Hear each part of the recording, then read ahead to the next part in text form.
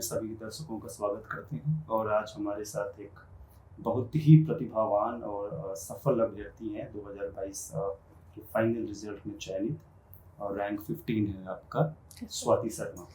और आज हम सबके लिए एक बहुत अच्छी एक अपॉर्चुनिटी है कि हम इनसे कुछ मिनट बात कर पाएँ कुछ सवालों के साथ, ताकि हम ये देखें कि इनकी जो टोटल जर्नी रही है इस एग्ज़ाम को देने में वो कैसी रही, और कुछ नए विद्यार्थी जो इसको देख के सीखना चाहते हैं वो क्या और इनसे कुछ नया सीख के अपनी तैयारी में, अपनी स्ट्रेटजी में कुछ सार्थक बदलाव ला सकते हैं।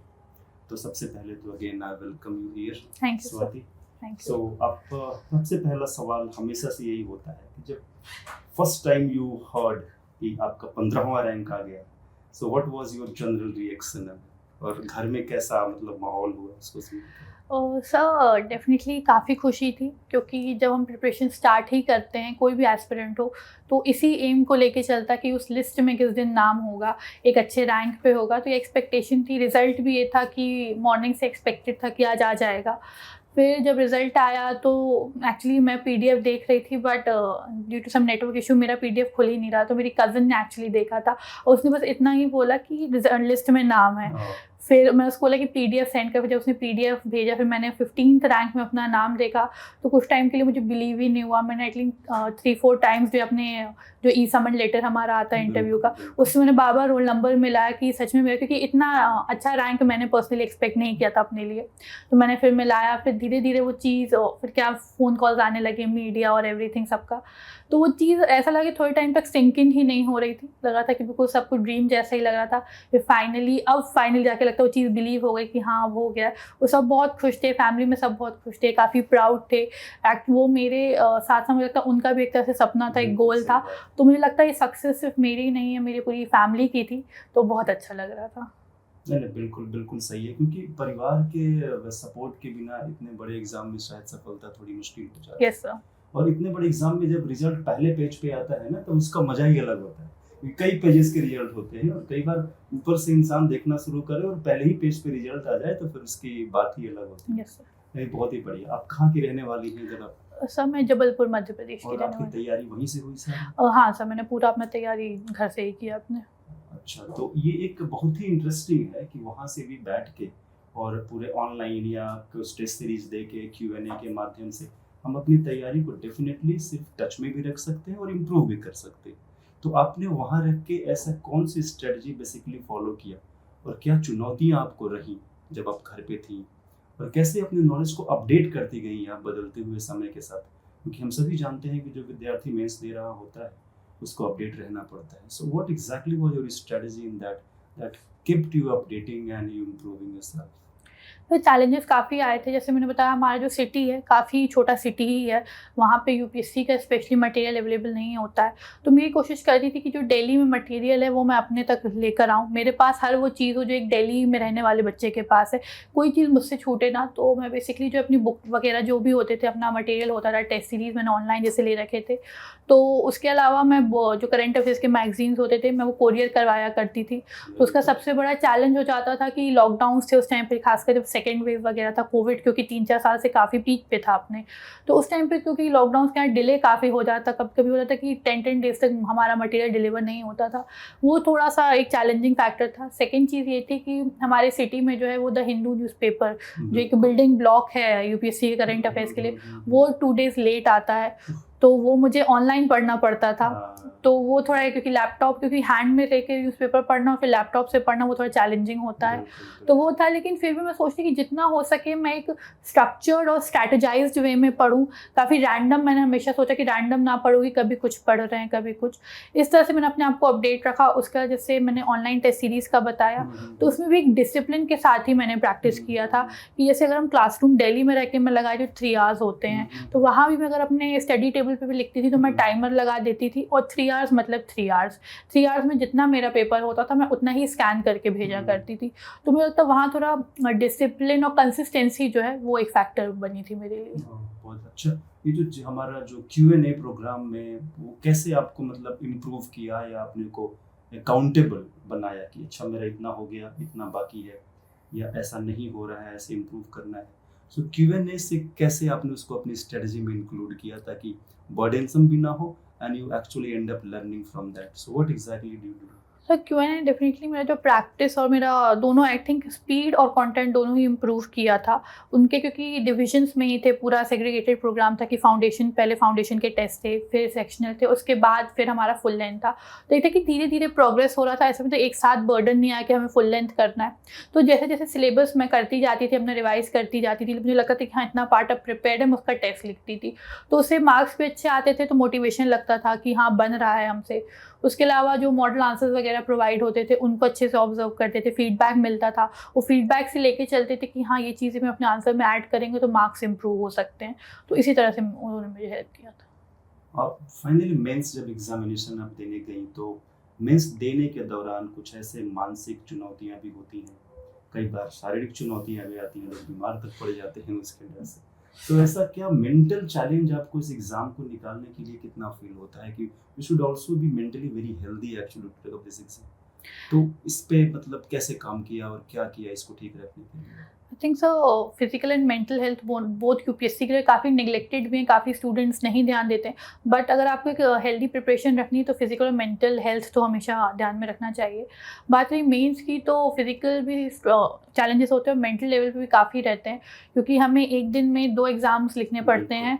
3 आवर्स का एक होता है, ऑलमोस्ट हमें 6 आवर्स लिखना है एक दिन में। और उसमें भी ये है कि हमें स्पीड भी मेंटेन करनी है और स्टार्ट टू एंड हमें कंटेंट भी मेंटेन करना है। ये नहीं कि अब स्टार्ट कुछ से करें एंड कुछ से करें, नहीं। तो सबसे ज़्यादा चैलेंजिंग दिमाग में यही रहता है कि हम 3 घंटे में कवर कैसे करेंगे, क्योंकि कुछ एग्जाम्स बहुत लेंदी होते हैं। फॉर एग्जाम्पल जो एथिक्स का पेपर होता है वो बहुत लेंदी, क्योंकि केस स्टडीज़ पढ़ने में ही काफ़ी टाइम लग जाता है, पढ़ना, समझना, फ्रेम करना। तो इस तरह से ये काफ़ी चैलेंजेस होते हैं, लेकिन मैंने अपने आप को हमेशा इस चीज़ में प्रिपेयर्ड रखा था प्रैक्टिस के ही थ्रू, कि मैं लिखती थी तो उससे क्या एक स्पीड बढ़ती जाती थी। उसके बाद क्या मेंटल डिस्ट्रेस होता ही है जब हम प्रिपरेशन करते हैं चैलेंजेस, तो उसमें मैं अपने आप को एक तरह से खुश रखने का ही हमेशा कोशिश करती थी कि सैड होकर, डिप्रेस्ड होकर अगर हम पढ़ेंगे तो वो चीज़ रिटेन नहीं रहेगी और एग्जाम में वो आउटपुट भी नहीं आएगा। तो जितना हो समय लगता है हम जब खुश रहते हैं, कॉन्फिडेंट रहते हैं, तो एक पॉजिटिव एनवायरनमेंट में रहते हैं, जो पॉजिटिव थिंकिंग वाले लोग हैं उनसे घिरे हुए रहते हैं, तब हम ज़्यादा जो एफिशिएंसी है हमारी वो तभी आती है। तो मैं ऐसे अपना एनवायरनमेंट में अच्छा रखने की कोशिश करती थी। बिल्कुल बर्डन मैंने कभी अपने आप को पढ़ाई से नहीं किया कि बस इतना 18-18 घंटे पढ़ते रहो, ऐसा कुछ नहीं। एक डिसेंट अमाउंट ऑफ टाइम लेके रखी, क्वालिटी पे हमेशा फोकस किया और हमेशा खुद को एक मी टाइम देती थी कि जब मैं अपने आप की अपनी हॉबीज़ पे वर्क कर सकूँ, या अपनी फैमिली से ही बात करके मुझे अच्छा लगता तो उनसे कुछ डिस्कस कर लें, अपने फ्रेंड से बात कर लें। तो इस तरह से अपना मैंने मेंटल जो हेल्थ है उसको मेंटेन करके रखा था।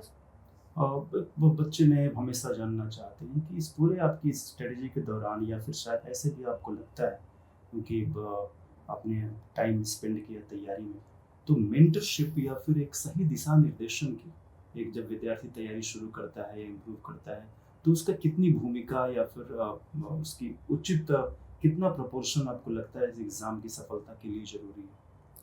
सर डेफिनेटली एक एक्सपर्ट ओपिनियन हमेशा हर चीज़ में ही चाहिए होता है। जब हम एस्पिरेंट्स होते हैं, हमें किसी चीज़ का नॉलेज नहीं होता है, तो एक गाइडेंस से जैसे आपने बताया एक दिशा मिल जाती है, किस दिशा में मूव करना है, क्योंकि यूपीएससी में डूज एंड डोंट्स बहुत हैं। आई थिंक डूज से ज़्यादा डोंट्स इंपॉर्टेंट हैं कि हम गलत दिशा में ना चले जाएँ, क्योंकि सही चीज़ हम धीरे धीरे इवेल्युएट कर लेंगे, लेकिन अगर गलती से हमने गलत जगह चले गए तो वो काफ़ी हमारे प्रिपरेशन ही अलग डायरेक्शन में मूव होगी।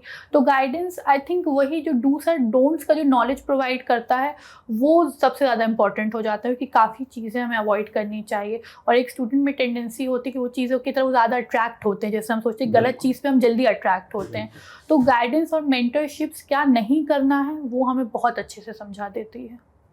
बिल्कुल, बिल्कुल, ये बहुत ही है कि what's more important is what we don't need to do than what we need to do actually, so very interesting. जब आपकी साक्षात्कार का कॉल आया मेन, तो उस कॉल लेटर आने के बाद या मेंस के रिजल्ट के बाद से लेके इंटरव्यू देने तक, उस समय तक आपकी क्या स्ट्रेटजी रही? What exactly did you do in that period to make yourself interview ready? और सर मेरे इंटरव्यू और रिजल्ट के बीच में ऑलमोस्ट 2 मंथ्स का गैप था। मेरा जो इंटरव्यू था काफ़ी स्टार्टिंग डेज में 30 जनवरी से इंटरव्यू स्टार्ट हुए थे और मेरा 7 फेब का इंटरव्यू था। 2 मंथ्स का गैप था, तो उस टाइम मैंने सबसे पहले यही फोकस किया था कि अपना डैफ जो है वो जितने अच्छे से तैयार कर सकूँ। उसके बाद करंट अफेयर्स को मैंने प्रिपेयर किया था, उसके लिए मैं 3 न्यूज़पेपर पढ़ती थी, ताकि कोई भी चीज़ का एक होलिस्टिक अप्रोच, किसी भी इशू है, कोई भी इवेंट हो रहा है नेशनली या इंटरनेशनली, और उससे लेके फिर मैं एक अपना व्यू पॉइंट क्रिएट कर सकूँ कि किसका क्या बोलना है, फिर मैं क्या सोच रही हूँ उस टॉपिक के बारे में। तो एक अपना व्यू भी रहे और एक एक्सपर्ट ओपिनियन भी रहे। तो मैं 3 न्यूज़पेपर पढ़ती थी उस टाइम में। मैं हिंदू पढ़ती थी, इंडियन एक्सप्रेस और द मिंट था वो पढ़ती थी। उसके अलावा जो सांसद टीवी की डिबेट्स होते हैं वो मैं देखती थी, मुझे वो काफ़ी नॉलेजेबल लगते थे। और एक उसमें भी एक पर्सपेक्टिव क्रिएट होता था कि हाँ, इस तरह से हम नहीं सोच रहे हैं लेकिन ये भी एक एक्सपर्ट ओपिनियन हो सकता है। तो इस तरह से मैंने अपना इंटरव्यू प्रिपेयर किया था। ना ना, बिल्कुल अच्छी बात है। किसके बोर्ड में आपका इंटरव्यू था? स्मिता नागराज मैम। स्मिता नागराज मैडम के बोर्ड में था। That is very nice. So finally I mean interview देने के दौरान ऐसा कुछ स्पेसिफिक चैलेंज आपको फील हुआ कि शायद ये हम करते हैं या फिर ऐसा करने से और बेटर हो सकता है? एक जनरल स्ट्रेटजी की इंटरव्यू कैसे फेस करें? When you enter the room, ring so grand, I mean, you must know by now that. So what exactly should be the mindset when we go inside to maximize our chances? तो sir मुझे लगता है जैसे ही हम interview room में, ये but obvious है, human nature है कि आप नर्वस होंगे। तो उसको हाइड बिल्कुल, अगर बोर्ड आपसे पूछे भी कि आप नर्वस है तो वहाँ भी ब्लफ मत कीजिए कि नहीं नहीं हम बहुत कॉन्फिडेंस है। बता दी, उसमें कोई बुराई नहीं, वो भी समझते स्टूडेंट जा रहा है। वहाँ आप जितना ऑनेस्ट और ट्रांसपेरेंट रह सकते उतना रहिए। आप ज़्यादा आइडियलिस्टिक व्यू में, क्योंकि सबको पता है आइडियलिज्म से नहीं होगा कि आप बिल्कुल आइडियलिस्टिक वे में चले जाएँ या पॉलिटिकली करेक्ट होने का सोचने लगे। जितना हो सके ऑनेस्ट रहिए, कॉन्फिडेंट रहिए और एक ट्रांसपेरेंसी रखिए। बीच में थोड़ा नर्वसनेस होती है लेकिन जब इवेंचुअली आप आंसर्स देने लगते हैं तो कॉन्फिडेंस बिल्डअप होने लगता है। और वही कॉन्फिडेंस आप रिफ्लेक्ट करिए कि उन्हें भी लगे कि एज अ सिविल सर्वेंट जब आप फील्ड में होंगे तो आप वो वर्क प्रेशर ले सकते हैं। एक पूरे के पूरे काम का जिम्मेदारी, एक रिस्पॉन्सिबल सिविल सर्वेंट आप बनेंगे तो अपने पर्सनैलिटी के थ्रू दिखाइए। और सबसे मेन चीज़ है कि आप अपना पॉइंट ऑफ व्यू दिखाइए। बिल्कुल, ये मत सोचिए कि आप किसी का ओपिनियन कॉपी करके वहाँ बोल दें।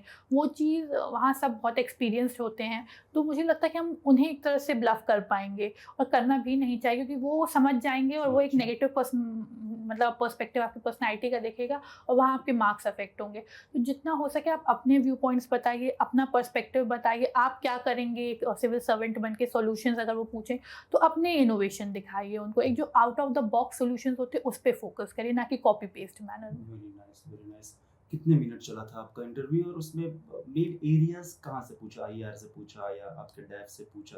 तो किस एरिया में फ्लो हुआ और क्या वो फ्लो टूटा या फिर उसी पे चलता गया? मतलब कुछ ऐसा कई लोग बोलते हैं कि फ्लो पकड़ता है, ऐसे हुआ वैसे हुआ, तो what exactly it went and how it went? So मेरा अप्रॉक्स 25-30 मिनट्स का ही मेरा इंटरव्यू था। I was the last one to go. तो मेरा इंटरव्यू फ्लो जैसा बताया, एक फ्लो ही था जो वुमेन सेफ्टी इशू उस टाइम पे जनवरी के तो वेरी बहुत नाइस, डोमिनेटेड था उस टाइम वेरी पे। डोमिनेटेड। कुछ केसेस हुए थे उस टाइम पे दिल्ली में, जैसे एक केस था। हम्म। उसके बाद वुमेन सेफ्टी और वुमेन रिलेटेड कंसर्न्स बहुत ज़्यादा डोमिनेटेड थे। तो उनका उसी डायरेक्शन में था, वुमेन सेफ्टी, उनका फाइनेंशियल इंडिपेंडेंस, उनका स्किल डेवलपमेंट, मतलब वुमेन का जितना 360 डिग्री वैल्यूएशन हो सके उनके प्रोग्रेस के लिए, अपलिफ्टमेंट के लिए, वो क्वेश्चंस मेनली डोमिनेटेड थे। बहुत बढ़िया। सो फाइनली आई मीन आप सिलेक्शन हो गया, सारी चीज़ें हो गई। So at the end of the day I mean what you will tell the message to the students that इस एग्ज़ाम को कितना बड़ा मान के हम तैयारी करें या फिर होने के बाद अपने चेंज ऑफ पर्सनैलिटी को किस तरीके से हम आत्मसात करें? That's what we so so what can be your message for that? I mean कि कैसे, कितना बड़ा मान है कि बहुत बड़ी चीज़ है, बहुत पढ़ना पड़ेगा और होने के बाद अब समझ में नहीं आ रहा है क्या करें, काइंड ऑफ इन दोनों बातों पे नए बच्चे काफ़ी इंटरेस्टेड रहते हैं ये जानने के लिए क्योंकि बहुत मेहनत करते हैं। यू मस्ट बी नोइंग, सो उनको एक बताना कि एग्ज़ाम को कितने सीरियसली लिया जाए बिकॉज शायद ओवर भी लेने से दिक्कत होगी। So since you have been selected I mean with your genuine efforts, so please tell the students कि एग्जैक्टली कैसे इसको लें, शुरुआत कैसे करें और टोटल मेंटल सिस्टम कैसे बनाएं इस एग्ज़ाम के प्रति। तो सर सबसे पहले ये चीज़ होती है, हर चीज़ का एक, हर किसी का भी एक रीज़न होता है, एक मोटिवेशन होता है कि कोई भी जर्नी स्टार्ट करें, चाहे वो किसी भी फील्ड में हो। तो उस रीज़न को हमेशा आप ध्यान में रख के करिए, क्योंकि जो आपका चीफ मोटिवेशन है, मुझे लगता है तो मोटिवेशन मुझे कहीं बाहर से नहीं मिलेगा कि मैं कोई वीडियो देख लूँ, किसी की बातें सुन लूँ, क्योंकि वो ऐसा टेम्प्रेरी मोटिवेशन होता है। लेकिन जो आपका रीज़न है वो आपका परमानेंट मोटिवेशन होता है। जब भी आप डाउन फील करेंगे तो वो रीज़न जो है कि आपने क्यों सिविल सर्विसेज स्टार्ट किया, तो वो एक रीज़न हमेशा अपने आप में क्लैरिटी रखें कि आपको क्यों सिविल सर्विसेज करनी है। उसका यही कभी होता है कि हम डिसअपॉइंटेड होते हैं या डाउन फील करते बिल्कुल हैं, सेल्फ बिल्कुल। डाउट होता है, ये बहुत एविडेंट है, ये जर्नी में होगा ही। जैसे मैं हमेशा बोलती हूँ, एक जर्नी ही है, एग्ज़ाम नहीं है, जर्नी है। जर्नी में अप्स एंड डाउन्स होते हैं, इसमें भी होते हैं, लेकिन उस पे किस तरह से हम उनको लेते हैं। जैसे मैंने फेलियर्स फेस किए थे, लेकिन उनको एक रोड ब्लॉक बनाने की जगह मैंने उनको अपनी सफलता की तरह सीढ़ी बनाई थी, कि मैं उन गलतियों से पीछे होने की जगह उनसे कुछ सीखूँ।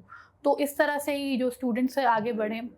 तो इस तरह से अपना मेंटल, जैसे मैंने बताया कि एग्ज़ाम ऑब्वियसली बहुत बड़ा है, बहुत मेहनत करनी पड़ती है, लेकिन जब उसका रिज़ल्ट मिलता है तो हर चीज़ से मेरे भी काफ़ी चैलेंजेस थे, काफ़ी सैक्रिफाइसेस थे, बट जब आप वो लिस्ट में अपना नाम देखते हैं तो हर चीज़ वर्थ लगती है। आपको सिर्फ वो नाम रहेगा, याद रहेगा, और जो पीछे आपने सैक्रिफाइसेस किए वो सब एक तरह से ब्लर हो जाएंगे जब आप अपना नाम देखेंगे। तो वो बहुत अच्छी चीज़ रहती है। तो वो करिए, एग्ज़ाम बड़ा है नो डाउट, लेकिन उसको एकदम बर्डन मत बना लीजिए अपने आप पे। पढ़ाई को एक थोड़ा एन्जॉय, जैसे बताया, पढ़ाई को भी एन्जॉय करिए, हर चीज़ को समझ के करिए। और जब सिलेक्शन भी हो जाए तो अभी तक हमने जो पढ़ा है उसका हमें ग्राउंड लेवल पे इम्प्लीमेंटेशन ही करना है। तो उसको कितना कर सके, और अपना जो एक पावर अथॉरिटी ऑब्वियसली मिलता है, लेकिन कभी उस पावर अथॉरिटी की लालच में आप मत सिविल सर्विसेज करिए। उससे क्या इम्पैक्ट आप सोसाइटी में ला सकते हैं, कितना लोगों का इन्फ्लुएंस कर सकते हैं, क्योंकि हमारी कंट्री में काफ़ी चीज़ें हैं करने के लिए अलग अलग लेवल्स पे, चाहे वुमेन के लेवल पे हो, एजुकेशन लेवल पे हो, स्किल डेवलपमेंट, बहुत काम है करने के लिए। तो उन चीज़ों के लिए आप अपना क्या योगदान एक तरह से दे सकते हैं, उन पे फोकस करके रखिए। एक रोड मैप अपना एक प्रिपेयर करके रखिए आप। बहुत ही अच्छा। फाइनली अमन स्वाति जी को मैं धन्यवाद दे दूं, आई और मन से बच्चों को बताया कि क्या करना है। बस लास्ट एक लाइन कुछ अपनी तरफ से मोटिवेशनल लाइन, क्या वन टैग लाइन अगर आप बच्चों को देना चाहें, so what exactly be that one sentence for you, for the students, those who are watching you here? Work hard and be patient. That's nice. Thank you Thank you, very sir. much for coming.